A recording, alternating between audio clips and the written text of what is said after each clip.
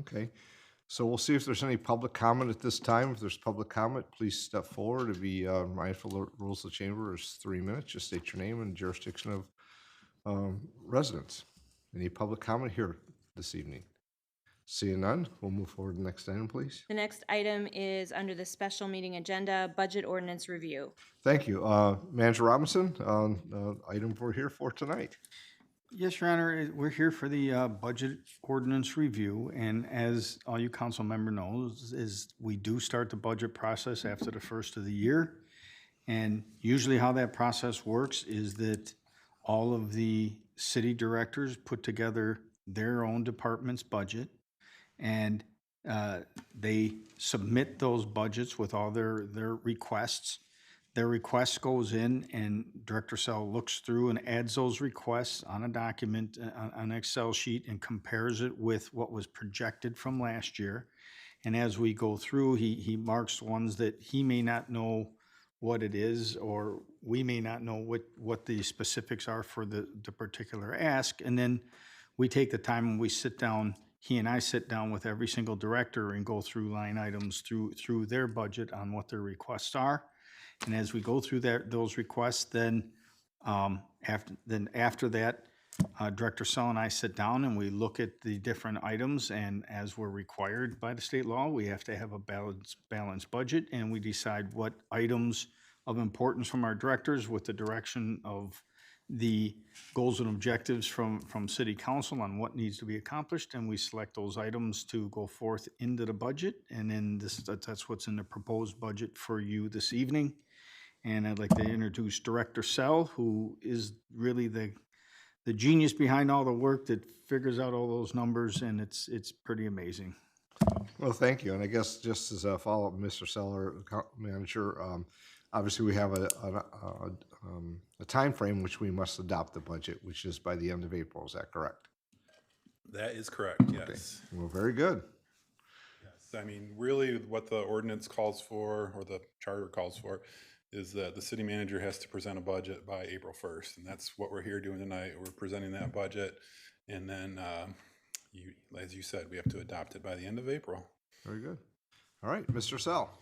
All right, well, this is kind of our agenda for tonight.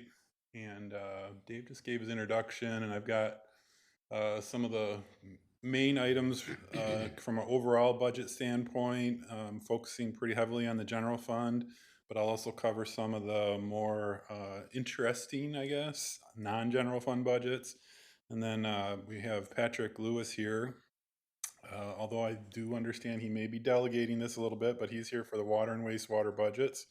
And then we'll have some time for questions and discussion at the end. Okay, so I gave you, I emailed you all late this afternoon, but I gave you one of the documents that was in your email, and it has included in it has the budget ordinance. And when we get to the end of this whole process, we put through a big budget document that's around 200 pages long, and it has kind of the front end of that budget document in it that refers to the general fund reports that are in there. So there's some reports on different ways of looking at the revenue in the general fund and also the expenditures in the general fund. The one thing I wanted to point out as far as the budget ordinance, if you looked at the one that was sent out with the original agenda packet, I did make one change this afternoon. It's in section 15. In the very last sentence there, we were talking this afternoon, and this ordinance in the fees section does change the system development fees for the water system. And we were talking, well, about the fact that those fees are also in another ordinance of the city. So we added to the end of that section, the water system development fee table in ordinance section 699-7D is approved to be amended to the figures listed in exhibit 1 of this ordinance, this being the budget ordinance. So other than that, it's the same thing that was sent out originally if you had seen that. The ordinance is primarily the same as last year. There is one section in there that approves the closure of the ARPA fund, because we're now at the end of that, and we'll talk a little bit more about that at the end. So that's really the only new section in the budget ordinance compared to last year. And then it's got 2 exhibits, one dealing with fees. Those are primarily the only fees that are really changing there are the water and wastewater fees. Everything else is pretty much the same.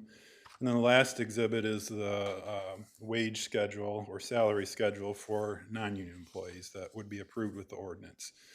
From there, you just have some general fund reports, which are there for your review, but we're going to look a lot at the general fund as we go through here tonight, so I'm not going to touch on those right now. But as Dave mentioned, we've been looking at this budget for a couple months now, and we talked about the schedule for adoption. So I think we've been through that. We still have some uncertainties out there in terms of future taxable value. State revenue sharing this year at this time last year, we were projecting an increase in revenue sharing, and it turned out at the end we didn't get that because of the way the state budget was passed. Right now, it's even looking worse this year for state revenue sharing. So, but again, that budget is probably a long ways from being done, so that's a little bit uncertain. Our medical and prescription costs seem to be rising somewhat. We'll talk about that a little bit further on. And our pension contributions continue to see big increases. Talk about that a little bit more. And then we also have union agreements or collective bargaining agreements coming up for the police and fire unions this year. So those will affect the budget in the future as well. This slide is actually one that I pulled from Plant Moran's presentation that they do with the annual audit report presentation each year. And just looking across the top line, you can see that revenues are kind of flat in the general fund from year to year. But if you look at the very bottom line, you see the property tax line, and you see that by far is the biggest portion of general fund revenues. And it's also very flat. So I point that out because it goes right along with budgeting, and it's difficult to put in new things or budget for big increases when your primary revenue source is pretty much flat at this point. Although this year we did have a good year, so but that's just something to keep in mind as what your ultimate job is to prioritize spending. And we go through capital budgets, we go through this budget, and we never are able to approve everything that's requested. So prioritization is the key for sure. So some highlights here, as I mentioned, taxable value, we had a pretty good year. Last year, as you know, we do a 5-year budget projection, and as we were projecting this year, for last year, we were projecting a 2.7% increase because that's about where the consumer price index that's used for increasing taxable values was running at the time. It turns out that our actual increase this year was for ad valorem properties was 4.55%, but in total 4.53%. So that was it's a pretty good increase for us, especially compared to where we were projected. The total equivalent taxable value is $1.073 billion this year. DTE settlement was extended 1 year, as you know. Kind of talked about this last one. Currently, the CPI at this point that's used for measuring taxable value from year to year is running at about 2.55%. So while the property tax value for this upcoming year is known, we have to estimate what it's going to be in the future years, and it's usually based on that percentage. So future years are projected at 2.5%. But also because we're holding the DTE taxable value flat, which is about 1/3 of our taxable value, that pulls that 2.5% down even further, which ends up being about a 1.75% increase in taxable value each of those years. So not much of an increase from year to year.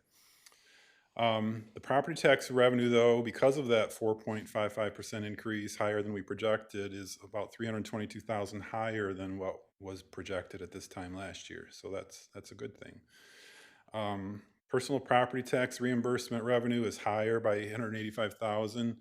If you remember the story with personal property tax reimbursements, the state basically stopped taxing personal property and reimburses the city for it. And we get it in 2 chunks of payments. Our first payment in the fall is 100% reimbursement. They make us a payment to make us whole.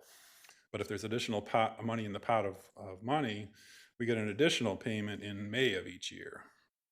And we've been using historically that extra amount of money to pay for capital projects. We haven't rolled it into operations in any way, shape, or form. But because of some inflationary increases higher than what our revenue was going up, we are having now to start using that money for operating purposes.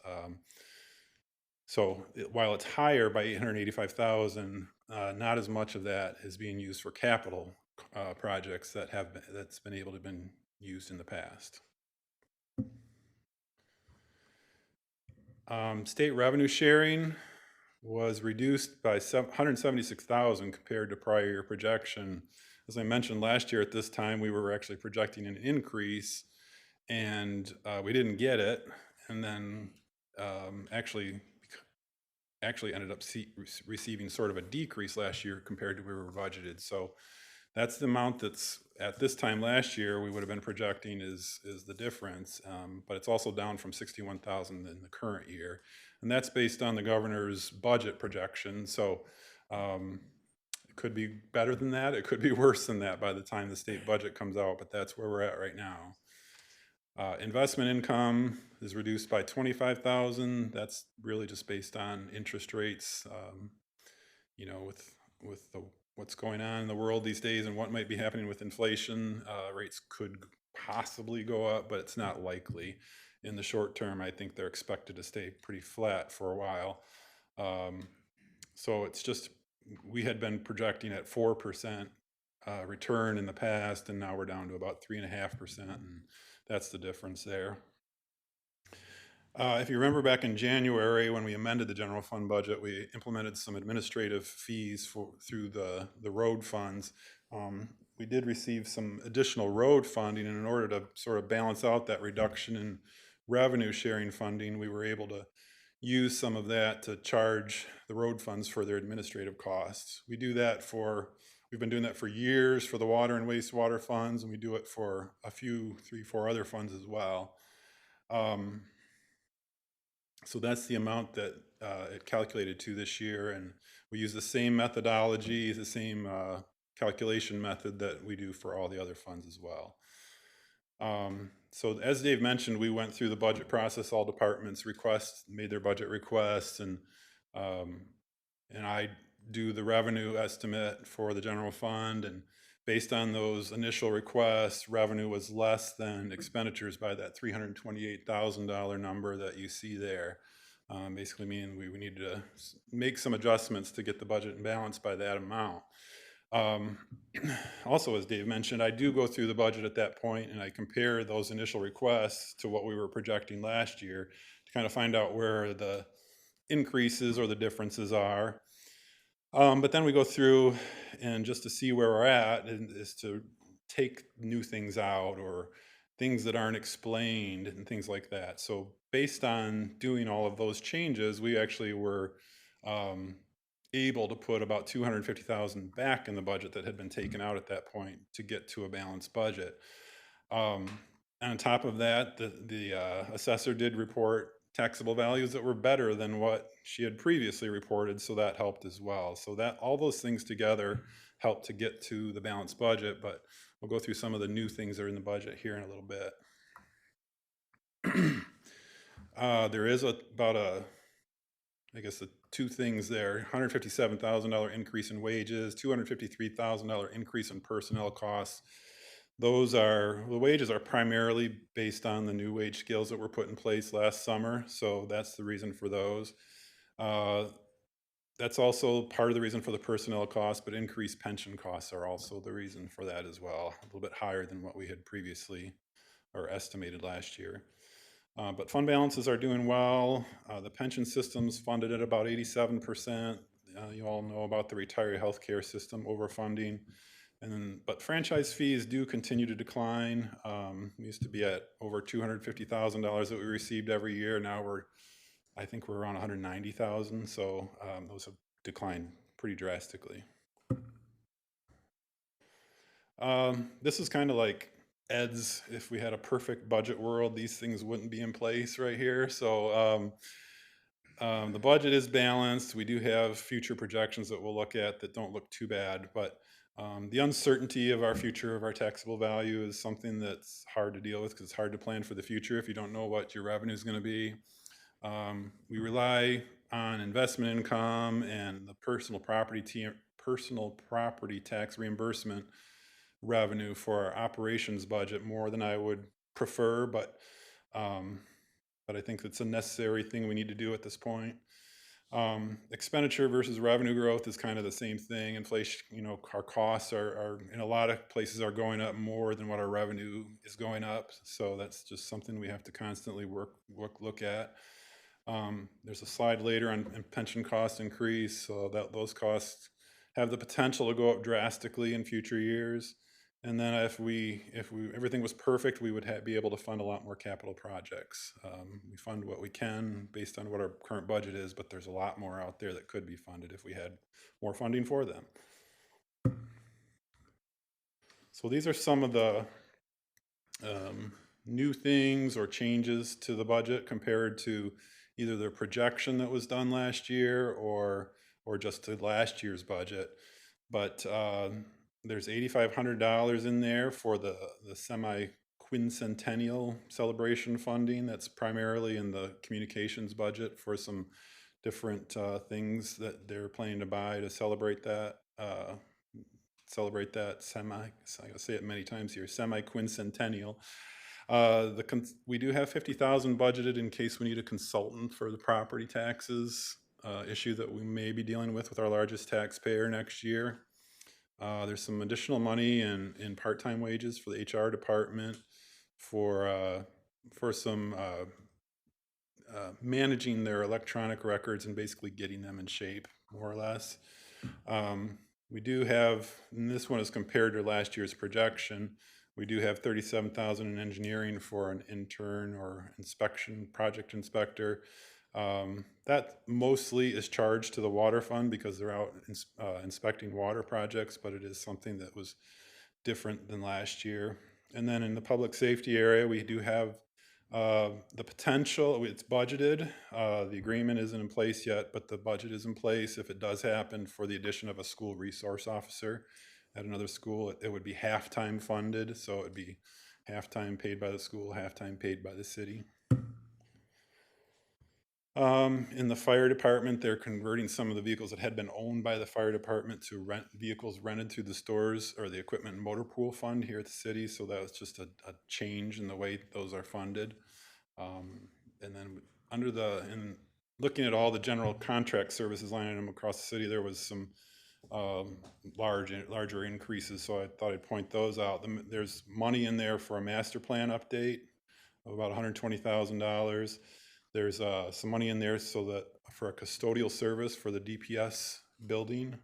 And then there's some funding again for red ball drills that have been done in the past. Street lighting is actually decreasing by about $24,000. In the HDC budget, there's funding for a historic resource survey. We did put about $12,000 in the budget. It's kind of a one-time budget because of the expected construction that's going to go on at St. Mary's Park this summer. So there's $12,000 in there for porta-johns basically for the summer because the regular restroom is expected to be closed. And then I don't know if you've seen these or not yet, but you're going to be presented with new leases related to the Navarre Library and ALCC, the new building down there. Under those leases, the city would begin paying the utilities, gas, water, electric for the building.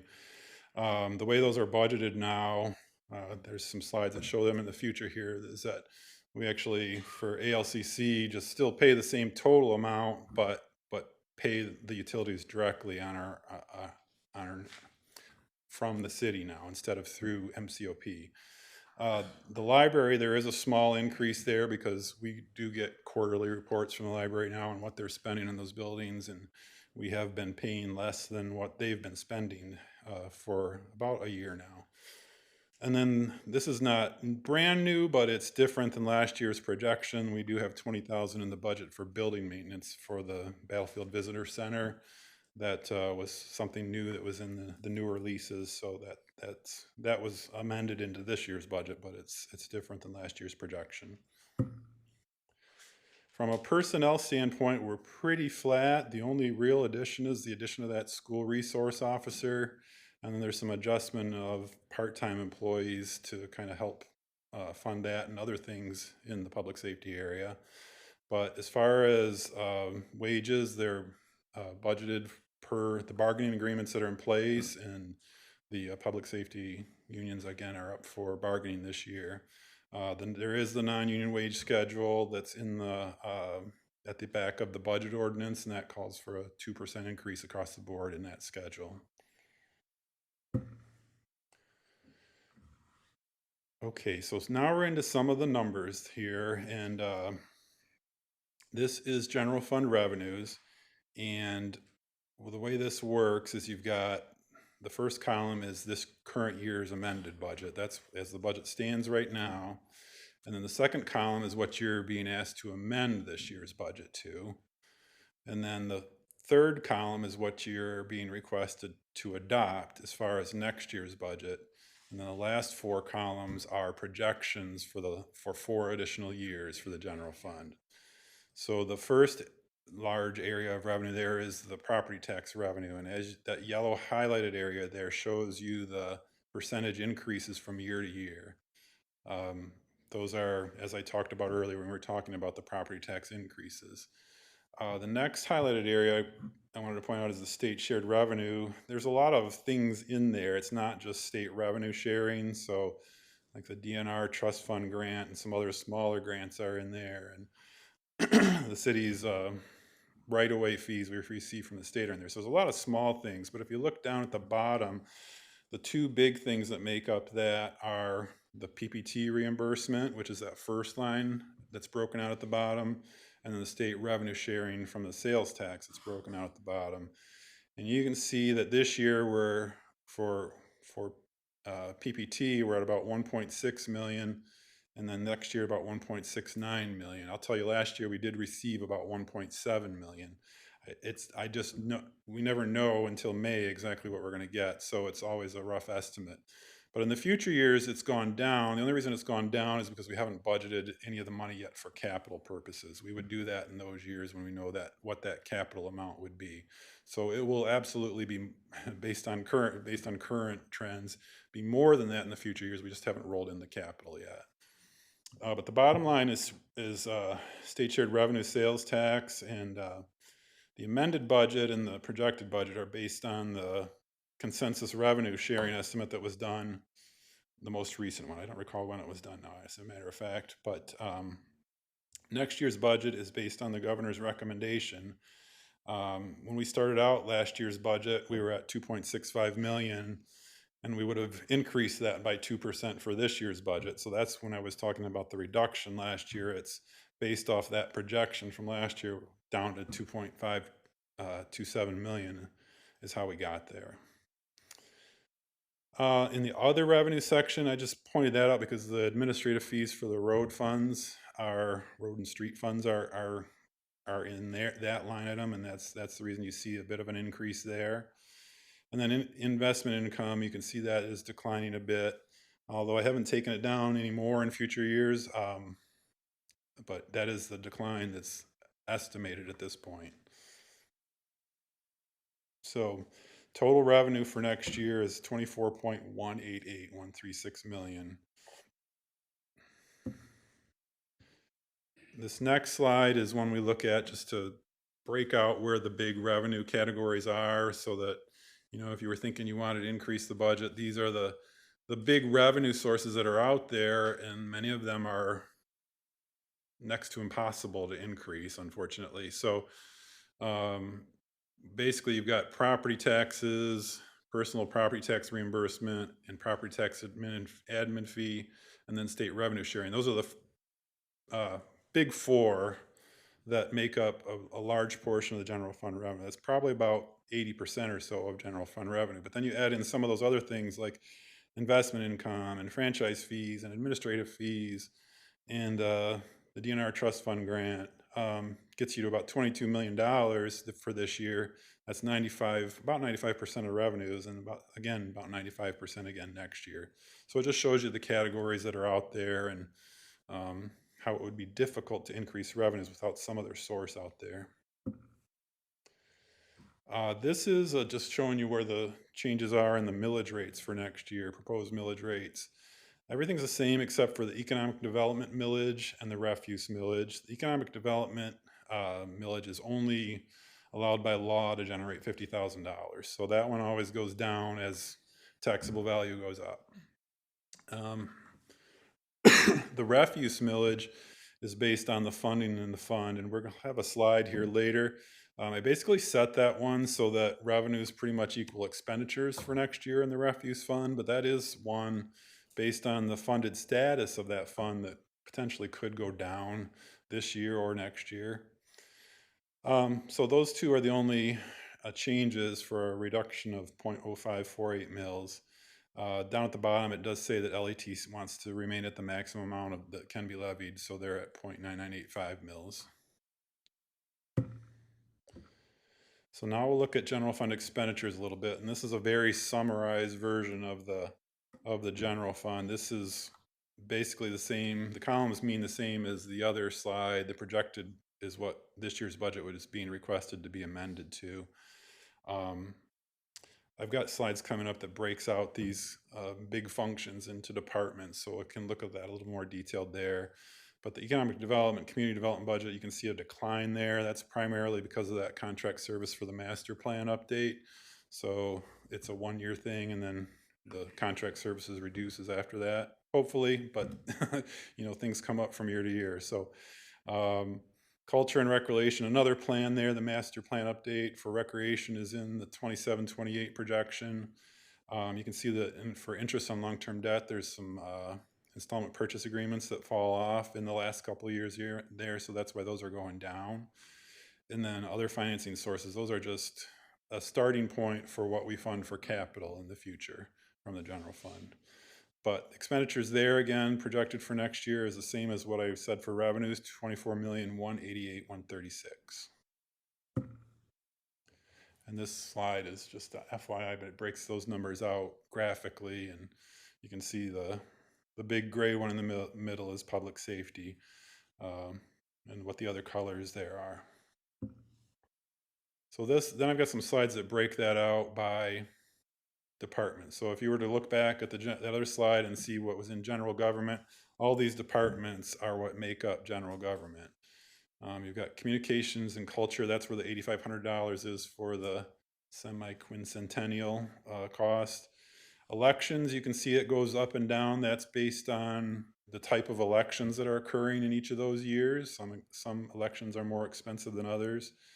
The attorney's office, that's where we budget the $50,000 for potential property tax appeal consulting of some sort. And then the very bottom line, one of the things I do as I go out through this budget is kind of look to make sure that not every department is building a lot of contingency into their budget, because we budget contingency separate from all the other departments. So on top of all the other department budget, there's a $100,000 contingency budget that we can draw on for unknown things or things that come up throughout the year. So that's general government. This next section is the public safety function. The biggest budgets there are police and fire, of course, but also where it says public safety division, that's actually should probably say public safety administration. Those are the three main budget there, but you also have police training, which is state funded. You have parking enforcement. You have liquor law enforcement, which is also state funded. And then zoning and code ordinance enforcement are also considered public safety activities funded out of the general fund, so they're in that section as well. Then you've got the public works area. Primary budget there is the DPS general operations, but you've also got parking maintenance, forestry, the cemetery, and then the amount that we appropriate to the Port of Monroe each year at $400,000 is also in that section. I have this is kind of recreation and culture when it comes to talking about functions. So you've got community and economic development listed here, and also parks and recreation listed here. The top section being community or economic and community development. Again, that top part is just related to the top line that's highlighted there, again, is related to that contract services we talked about, and the HDC is the survey that I talked about previously. Down in the parks and recreation area, I guess they're more culture type things in the accounting world, but the library's listed there. You can see this year we had 65,000 there. That's what we've been funding for the library for quite a few years now, but as I mentioned, their costs they report to us have been higher than that. So right now what's budgeted there is to keep paying them the 65,000, but also to pick up an estimate for the utilities at the library there. And the Opportunity Center at the ALCC is also still the same, although as I mentioned, split now where we're picking up the utilities and probably paying less to MCOP. Okay, so that's that section. And then this slide talks about, again, does what we talked about earlier with revenue. It just kind of shows you what the biggest categories of expenditures are in the general fund, so that if you were thinking, oh, we need to reduce expenditures somewhere, these are the biggest areas out there that you'd want to look at to be able to do that. The very top line there shows you that personnel is about 60% of the general fund expenditure budget. But then you've got a lot of those other categories in there that are around 16%. And it just kind of shows you, okay, what is really being paid for, and if you really wanted to reduce costs somewhere, would you be able to do it in some of these categories is the reason this slide exists, and to be able to think about those type of things. So those costs amount to about 90% of the general fund budget.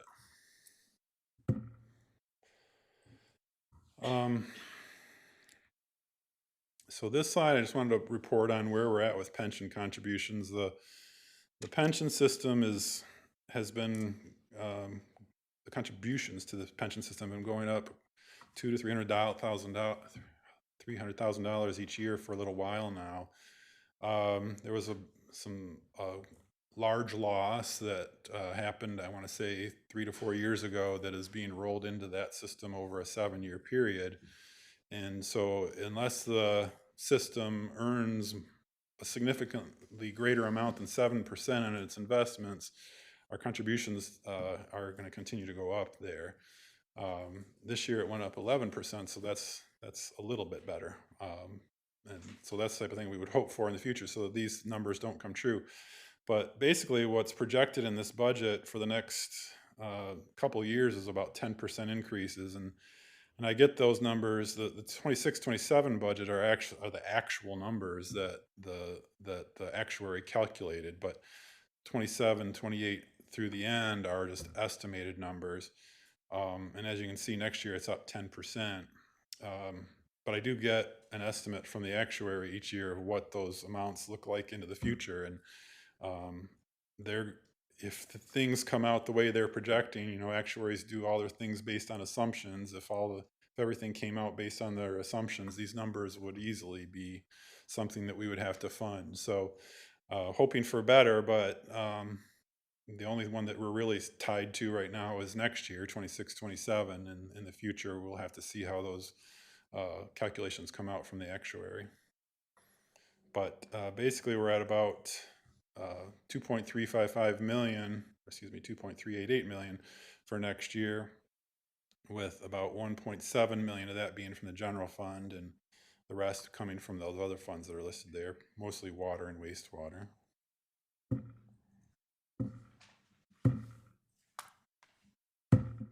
we go. All right, so this kind of brings it all together. The top line there is the revenue slide we looked at. The second line are the expenditure slide we looked at. And the third line is the difference between those two. So you can see this year, the first column is this year's budget, and it shows that we're spending $446,000 more than our revenue is this year. Those are all things that were carried in from previous year's budget. If you're interested in what those were, I think I did report on them in January when we did the general fund budget amendment. But if you're interested in a list of those, I can happily provide it. I don't have it with me here tonight. But next year's budget is a zero, flat. Revenues equal expenditures. 27-28 actually has a small surplus of about $33,000. And then the last 3 years are projected with small deficits of around anywhere from 164 to 211 million, which is not a problem at this point. It's the reason we do the projection, to kind of see how things would go based under certain scenarios. So that's what it's there for, is planning for the future, basically. But the next line there, prior year over under, is the amounts that we were projecting last year. So what it means is for the 26-27 projection that we did last year, we were projecting expenditures greater than revenue of 182,000. So we did balance that budget, and you see the amounts for future years there. So that's kind of the process we go through, and something we'd be looking at for future years as well. And then the fund balance in total is those next two lines. So I'll just focus on 26-27, the second column there. It shows that we would be estimated to end the year with a total fund balance of about $5.7 million. So that's 23.6% of expenditures, which is a good number. But that section at the bottom where all the percentages are listed, when you subtract out the non-spendable fund balance, which is the amount of money we've invested in either land or buildings, which is non-spendable, that's why it says non-spendable. It's not cash you can spend until you actually sell the property. Our fund balance goes down to 19%. Also included in that fund balance is money that was closed from the cemetery fund when we had to close that fund, which is about a little over $400,000. If you take that out of that number, you get down to that next percentage, which is 17.28%. So it's still a good number, above our policy number of 15%. But then the bottom line there, if you take that number and add in the $2 million that we have in the city's budget stabilization fund, we're actually at 25.55% of expenditures. So a very healthy number. And you can see those percentages as they project out into the future. The last year does show that second line from the bottom getting under 15%, but that's something to monitor, and that's 5 years out, so nothing to really deal with at this point. So that's the general fund. I was going to get into some non-general fund budgets here before I turn it over to Patrick and his team. Any questions you had on the general fund before I move on? Before we move on, is there any questions for Mr. Sell regarding the general fund? I know it's a lot of information and a lot of numbers, and we've been through these in the past. We've received it ahead of time as well. Okay. I think we'll move on. All right. At the end is fine too. So the first, I just want to have a quick slide on the major, local, and municipal street fund. Major and local are funded by state fund money, Act 51 revenue, but they're now getting into some other funding sources as well. And the municipal street fund is where our 2 mil streets and trails millage goes for funding. So all of the CIP programs that were included in your CIP budget are included in this funding. The fund balance remains adequate in all the funds. What's budgeted here, MDOT put out estimate in February of the Act 51 revenues, and there's a new fund source that was done with this new state budget called the Neighborhood Road Fund. All of those are budgeted with MDOT's estimate that was done in February. The one caveat with that is Neighborhood Road Fund payments where that was a big chunk of the increase could be delayed because that was partially based on a marijuana wholesale tax where the state hasn't even collected a dime of that yet, and there's a lawsuit against it. So there could be delays there because of that.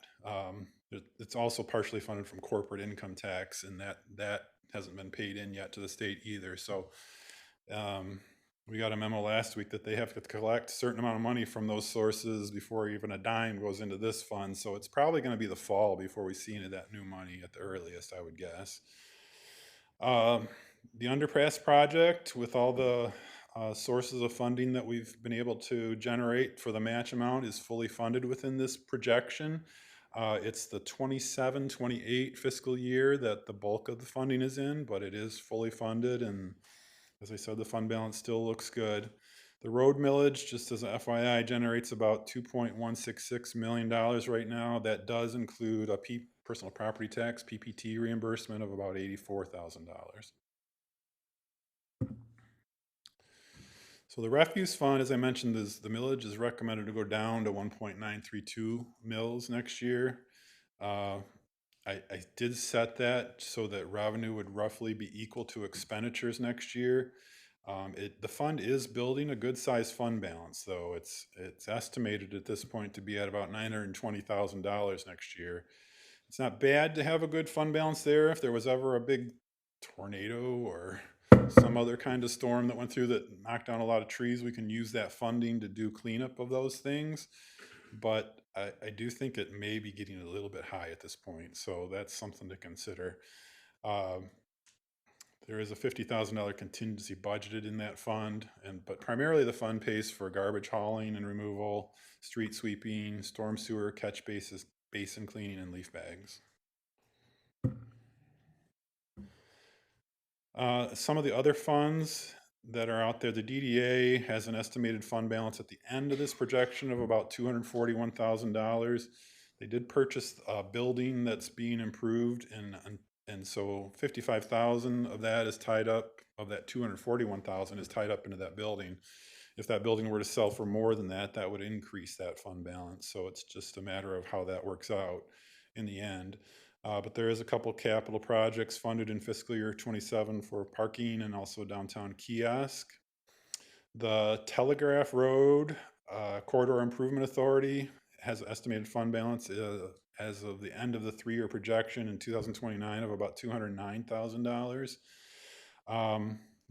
You may not remember this, but we financed the purchase of the Duffy Building through the Corridor Improvement Authority with a loan from the general fund.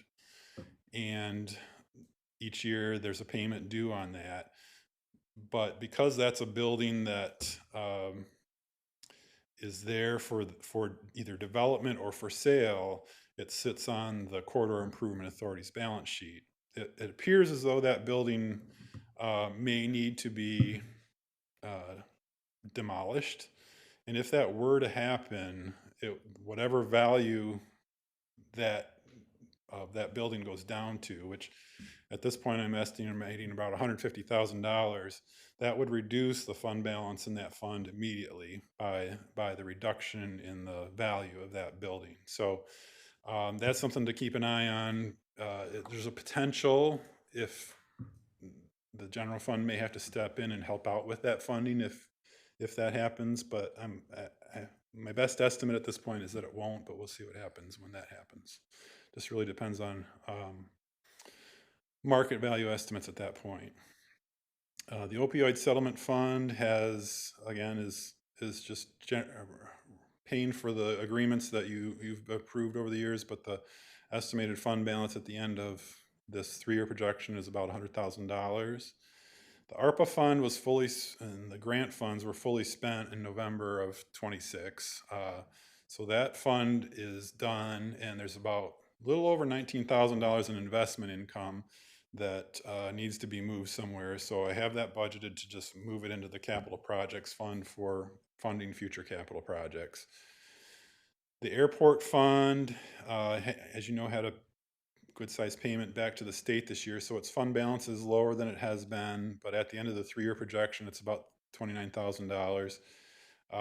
There's a state, I mentioned the state payback helped reduce that, but there also is a budget there for replacing a number of the doors at the hangars out there, so that's a cost that I think that was in there about $40 or $45,000, so that helps to reduce it as well. The motor pool fund had a loader included in the CIP, but because of the cash flow status of the motor pool fund, it's in this budget to be financed. So when we get to the point of purchasing that, we'll want to go through an installment purchase agreement process, probably finance it over 10 years through a bank. So that's just something to look out when that does come up in the future. And then the employee benefits fund is what's called an internal service fund of the city. So each department that has employees pays an amount into that fund for medical insurance and life insurance and workers' compensation insurance. All the basically benefit insurances go into that fund. And then that fund pays the actual premiums to whoever the insurer is, whether it be Blue Cross Blue Shield or another insurer. The amount that we've been putting in that fund for many years now has been based on what the state allows us to fund for medical insurance and the caps that are in place for those.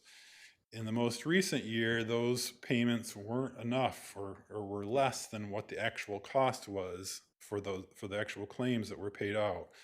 So that's something we're gonna have to track over the years. That fund is still in a good position in terms of its funded status, but if that continues into the future, it probably means we need to do some kind of adjustment to our medical benefits in the future. But that's something to, again, track into the future. And then I put down refer to the budget ordinance. That budget ordinance on the, I think it's the third page, actually second page, has a listing of all the non-general fund budgets on there. And if you had questions about any of them, I'd be happy to answer them or provide you any information you need. And lastly, I believe for me, this is the Port of Monroe's budget submittal. And essentially what you've got here is a balanced budget with revenue equaling expenditures. That top section there is their operating revenue. They've got 4 different line items there. For next year, those amount to $925,000. And then the next section is their operating expenses, which amounts to $1.355 million. So the operating revenue is less than operating expenses by $430,000. But the next section is the non-operating revenue, which shows the city's $400,000 and also some other the estimated capture from the BRA for that loan payment. So that $430,000 wipes out the loss from the top section to basically make it a even budget. The operating expenses does include $300,000 of depreciation, which is a non-cash expense. So their cash flow is actually better than what's being shown here, and that cash is usually available then for capital projects. And then you've got 2 columns there projecting out for the next 2 years. So I'm done, I believe, unless you have any questions. I'm ready to turn it over to Patrick for his introductions of his team for water and wastewater. Yeah, see if there's any questions from Mr. Sell at this time. All right, All right. thank you, Ed. Mr. Lewis. Well, that's a tough act to follow. He did so well, and none of you have any questions. Honorable Mayor and Council and Clerk Treasurer, Patrick Lewis, Director of Engineering and Public Services and Interim Director of Water and Wastewater Utilities. It's going to seem a little familiar to you because I'm going to probably hand it over to my team here for most of the discussion here, and that's mostly because we've got 20 years of familiarity here with the budget from Mr. Leroy, our utilities consultant. So while I certainly understand and have blessed and reviewed the content of tonight's presentation, I think it's appropriate that I did assign Mr. Leroy and Mr. LeBeau, our Assistant Utility Director, to do the lion's share of the work here. I think it's fair that you should probably hear from them a bit. So we'll start with Mr. Leroy, who's going to give the bulk of the presentation, but I'll be available for other questions also. So with your permission, I will hand this off to our very capable team. So Mr. Leroy, back to you. All right. Good evening, Mayor and Council. Barry Leroy, Utility Consultant for the City of Monroe. Okay. Jacob LeBeau and I worked really close together on this. It's been a lot of training going on with this, and I'll refer to him for any questions or follow-up that I may miss. So we're going to hit wastewater first. Wastewater, it was recently reorganized. We added the assistant director. And the full-time equivalent for this budget is 27.1 full-time equivalent. The wastewater system is regulated heavily by the NPDES permit. And so that's kind of the lion's share on how the whole system operates. We're currently operating in a corrective action plan, and we're coming off about 9 miles of system rehab through a variety of projects. And we're in a phase now where we're going to be verifying we're hitting our targets for removal of clear water to see if we need to add more projects. And then we're also going to evaluate the different jurisdictions where there's capacity available, because that's really how we're going to gain going forward capacity for future development within the system. This budget is holistic, so it includes all capital per our asset management plan, debt, operating and maintenance, and working capital. As I mentioned, the increased capacity comes in a variety of ways. What's really popular is the footing drain disconnection program. And we've also been removing prohibited connections, and that's been through a lot of partnerships with our adjacent communities, but also different departments. And we continue to educate customers. That'll be ongoing for customers with sewer maintenance on their lines, what to do with fats, oils, and greases, and things like that. The last bullet point is on this slide is talking about the different rate increases to the average customer. The 5.3% is what is in this fiscal year budget. And that's actually what we projected last year. So we're on target with that. And then it gives you a couple of years look ahead on, because we use a rate model that looks 10 years ahead actually. This slide shows the last few years fiscal year of revenue and expenditures. And the goal is always to keep the green line at or above the red line. And we are very close with this. The expense budget is about 14.5 million for wastewater this upcoming fiscal year, and revenue is just under 14. That's based on a variety of factors that we'll share here in a second. I'll make sure I'm not missing anything here. This is the expenditure slide, which shows the overall budget. And Ed has already discussed a lot of these different elements. And the only thing to really add is that a lot of the reimbursement and meter fees are related to both the metropolitan system, the water department in this case, the city water department and Frenchtown Water, as well as reimbursement fees to the city for like IT and things like that. We have some debt service increase in the budget tied in with the current state revolving fund project that's ongoing. It should be done by the end of this year. He talked about labor and fringe benefits, as well as we have some O&M issues. The expense area increases are kind of specific. As I mentioned, the footing drain disconnection program, currently we have about 320 locations that are waiting to be done. So there's an increase in that budget that's recommended so we can get more work done faster. There's labor increases in a variety of areas. There's the CBAs, but also with the reorganization, and then we have some part-time consultant assistants, as well as the plant is operating under a consultant right now until we can fill that full-time. Sludge disposal continues to be a problem. We're actually studying that right now for alternatives to reduce the overall cost. Landfilling is becoming harder and harder to dispose of, but also the hauling cost is increased. Our chemical cost budget has went up significantly, primarily to meet our permit requirements, the NPDES permit. The big element that we have to remove is phosphorus from wastewater, and it costs a lot more now to remove that, and we're using a lot more product to knock that down. And then I believe Ed's touched on the pension increases. The overtime increase is tied in with the CBA and the on-call supervisors. That increased cost is related to that. The efficiencies listed are just what we utilize every day to try to keep the rates down as much as possible.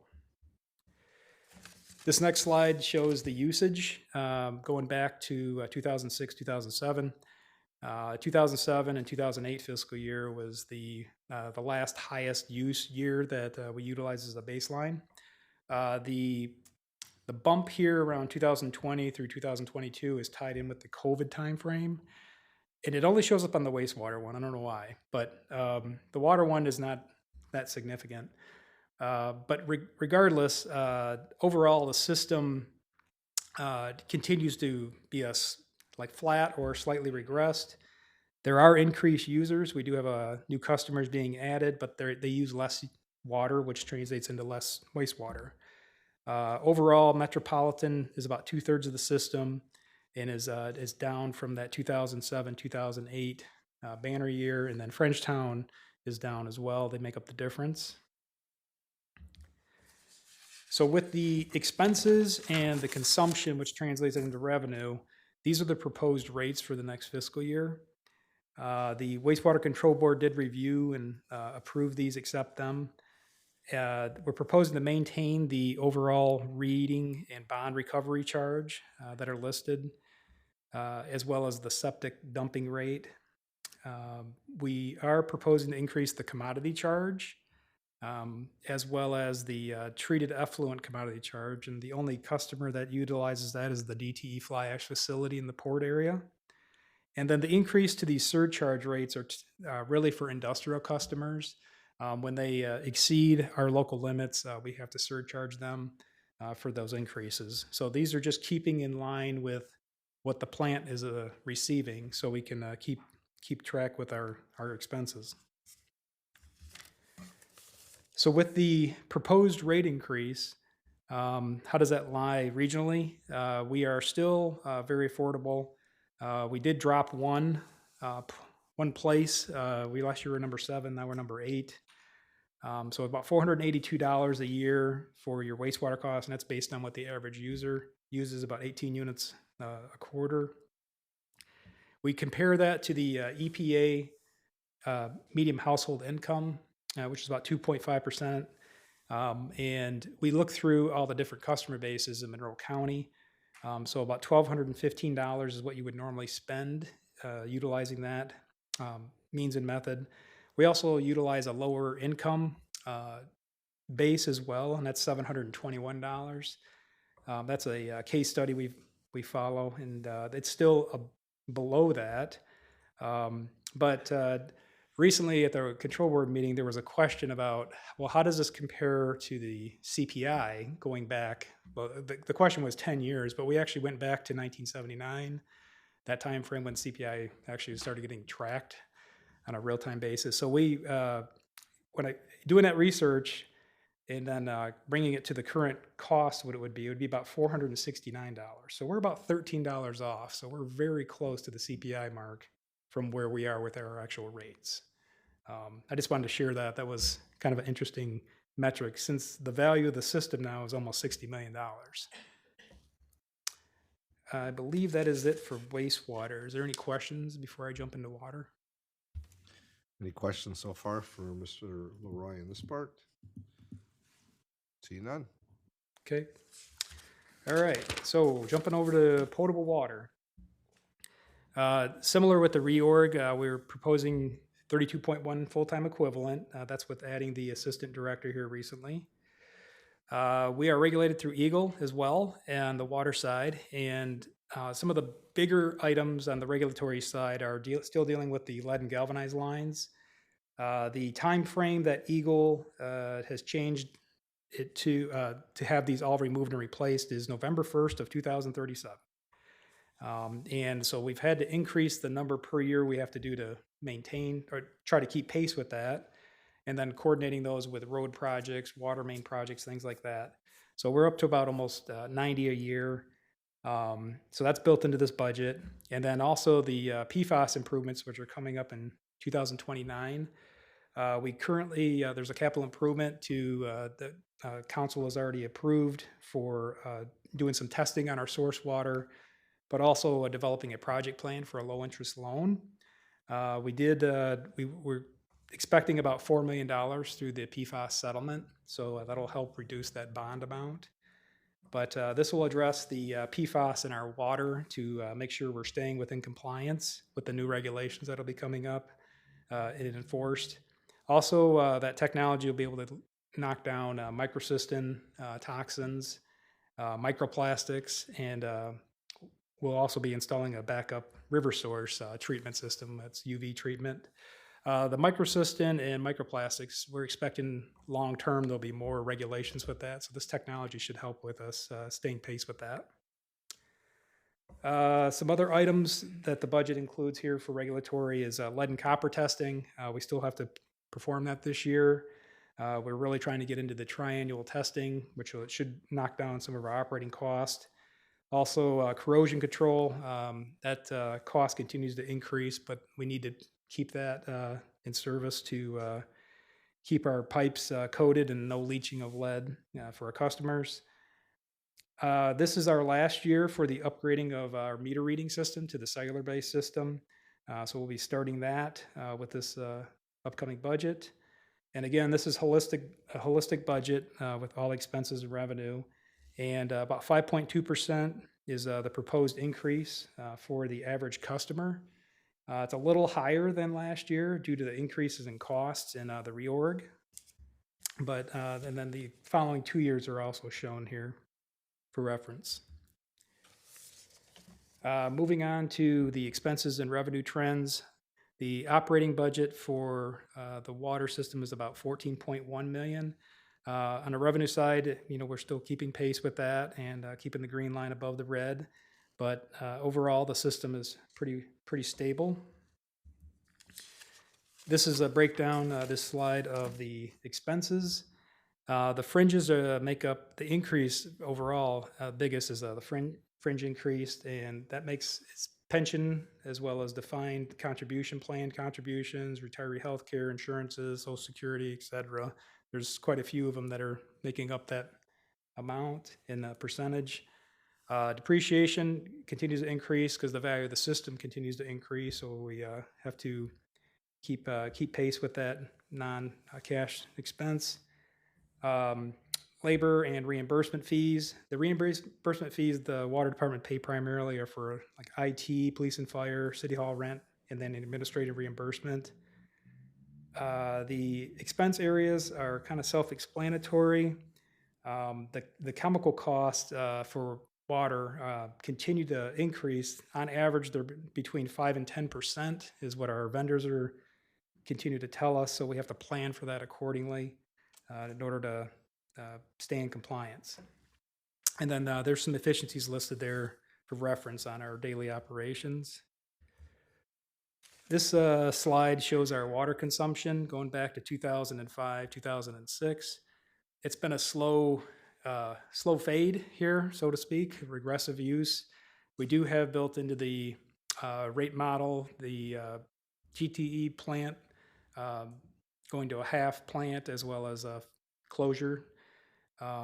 Overall, about 78% of the system has reduced use. That's the three jurisdictions shown there. Ironically, last fiscal year, there was a slight increase in billed usage, which is a bright spot. But, we want to make sure we're being realistic, so we kind of planned for a slight or a flat usage going forward here. And then with the expenses and consumption, as well as all the capital costs included, we are proposing this rate schedule here. We're proposing to maintain the fire line charges, maintaining the administration and debt service read charges. We're still recovering the percentages, but above the minimum percentages on those. With the South Custer Booster Station expansion project, the depreciation cost is increased out there. So we're recommending increasing the pump surcharge, and that station primarily reboosts the pressure and flow for the western communities. We are proposing to increase the system development fees. It's the first time since 2018 we're recommending doing that. The value of the system is increased, and going through that methodology from 2005, we're recommending increasing it. And I'll show you the schedule here in a minute. And it's primarily due to the value of the system continuing to increase. And we're also recommending to increase the commodity charges as shown here by city residents, non-city residents, and then non-city residents with surcharges. And then we have our wholesale customers as well. This slide shows the proposed read charges for where each location is located. This slide shows the proposed fire line charges and then the system development fees that I just mentioned a minute ago. For example, the value of the system, the city's done a fantastic job of investing in maintaining the system and continue to invest in it. In 2008, 2009, the book value of the system was about $42 million overall. And today, as of June 30th of 2025, it was about $91 million. So we are continue to invest in the system and trying to keep pace with that. And now regionally, is the water affordable? A city resident still gets quite a good discount, so to speak, on the water, even with the rate increase. It's still affordable when you review it in accordance with the EPA method as well as our lower income study. And in evaluating from the CPI, looking back from 1979 till now, water should be around $281 a year instead of $289. So we are definitely following the CPI pretty close, but ultimately we're trying to make sure the revenues are paying for the expenses, and the customers are paying for their fair share. Okay, that is it for water. If there's any questions.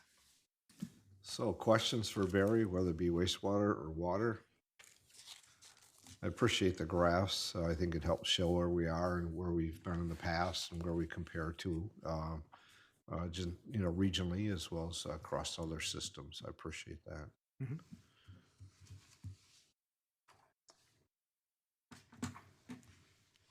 Councilman Felder? Thank you, Mr. Mayor. In both presentations that we've seen, I hesitated to comment after Ed's presentation because he finished it off with, I know that we're looking at the numbers that we see, 5 years out, but they're 5 years out. That leaves a lot of time for changes in decision-making and creativity on the part of the staff and administration to come up with ways to fill that gap. But in the same way, in the water and wastewater reports that we see, we look at anticipated and forecast usage in the trend lines that continue to go in a particular direction. And with what's happening to our fund balance over the next 5 years in the long term, that's with an anticipated revenue growth, even a modest growth to be sure, but revenue growth. And I think as Director Sell lays out, we're sort of in a position of uncertainty on whether or not that's going to continue. So no need to, not trying to raise an alarm or anything, but in terms of some long-term planning, I think that we do need to take a serious look at, long-term stabilization on a variety of sides. Because if we can't rely on additional customer base to support the water system, that means that infrastructure is going to be needed to be supported through other things or higher rates, which, so I think that the report both reports still display that we're in a fairly solid position, and there may be concerns, but they're half a decade out, just so that we have our eye on where that ball is.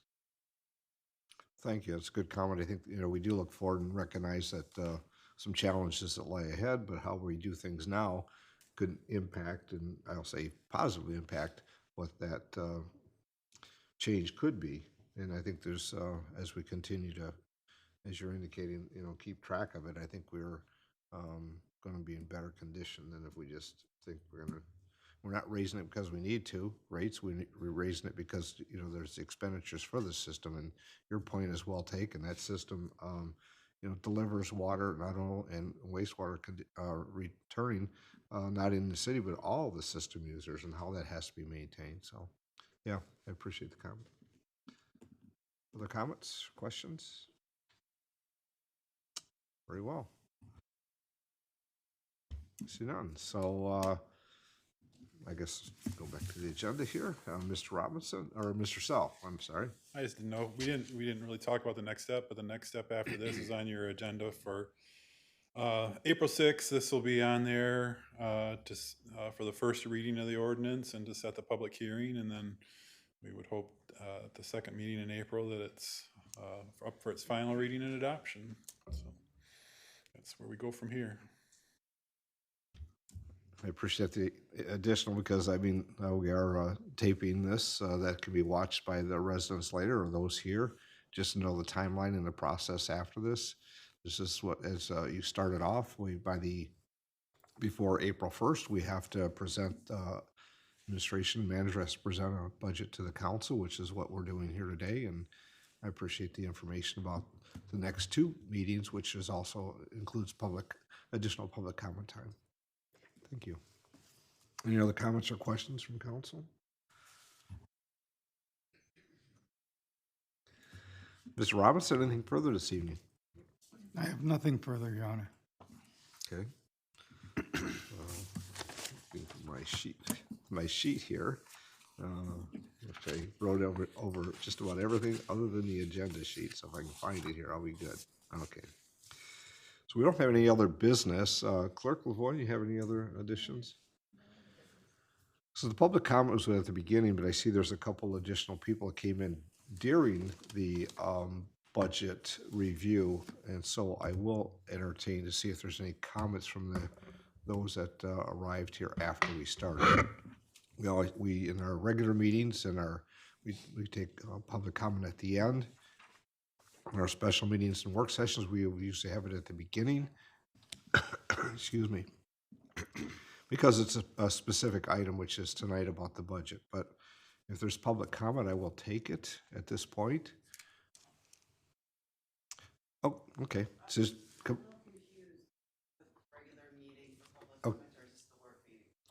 this is a special city council meeting. This is the 5th Monday of the month. Our regular meetings are on the 1st and 3rd month. So when we come back at a week from now, that'll be the regular meeting, which will have our regular agenda items and actions. And of course, there'll be public comment at that meeting as well, if that's what you're looking for. Pardon me? If you would like to. I said I would, it's at the beginning of the meeting, but I'll take another public comment period time because there's a couple additional people. As always, mindful of the rules of the chamber, 3 minutes, and please state your name and jurisdiction of residence. Thank you.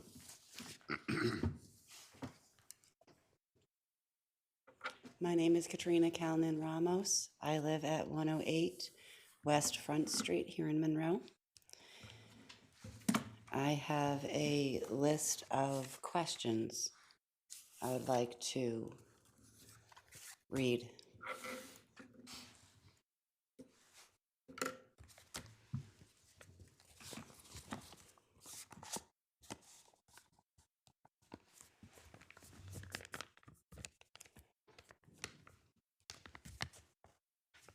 Why are reports being issued for inspections after 5 days? Why is 5 days important? Wondering why 5-day state regulations have not been regarded.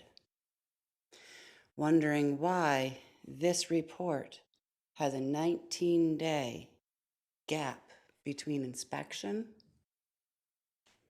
and the owners receiving it.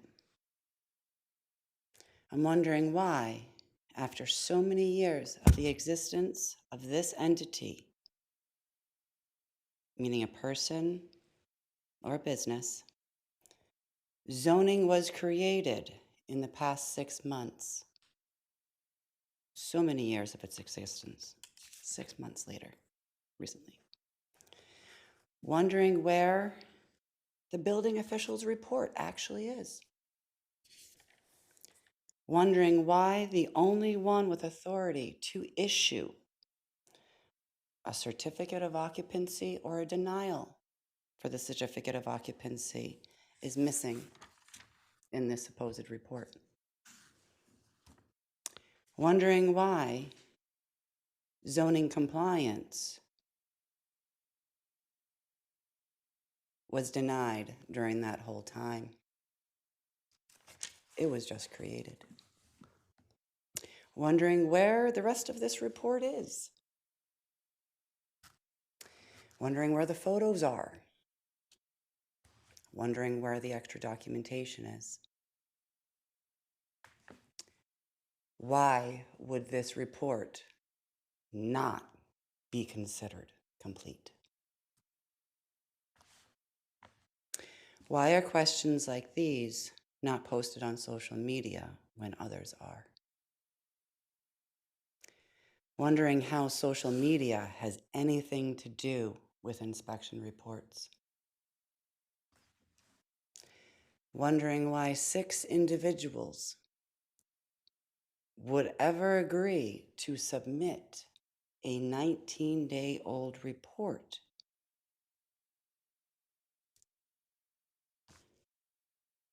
I've got mad respect for the fire department.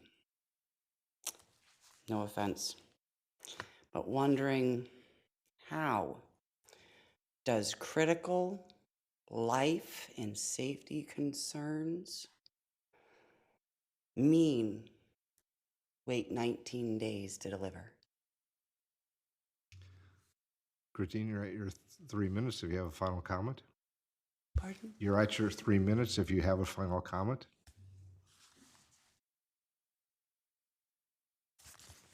Would anybody like to come up and read the rest of what I've written? No, you can't share information. It's your information. So you're at your 3 minutes and I 25 seconds. appreciate you listening to my concerns today.